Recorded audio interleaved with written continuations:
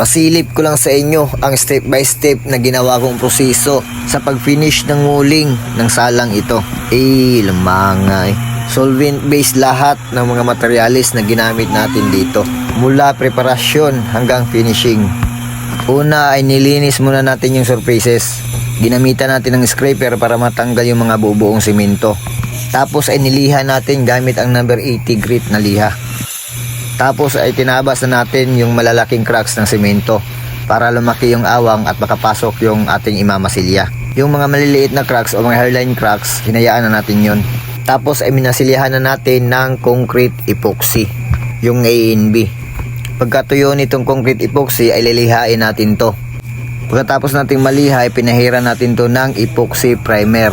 Yung mga concrete epoxy lang yung pinahiran natin ng epoxy primer. Pinatuyo natin hanggang bukas ang epoxy primer bago natin pinahiran ng solvent based primer ang buong surfaces ng wall.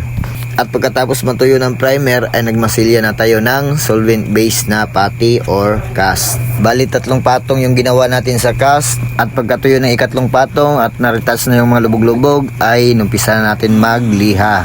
Tiyagaan lang talaga sa pagliha dahil medyo makunat ang cast lihain, kaya dapat talaga marunong tayo magmasilya. At pagkatapos ng matinding lihaan ay atin na pinrimeran ulit ng solvent based na primer. At pagkatapos ma-primeran ang buong surfaces ay numpisa na natin mag first coating ng kulay. Semi-gloss na solvent base po yung ginamit natin na pan top coat. Pero syempre pinatuyo muna natin yung primer bago natin tinop coat. 2 coatings lang po yung ginawa natin sa top coat na semi-gloss, full air cover na. At ito na yung final result. Syempre naka baseboard yan or baseline. Solvent based din na chocolate brown yung ginamit natin dyan sa baseboard.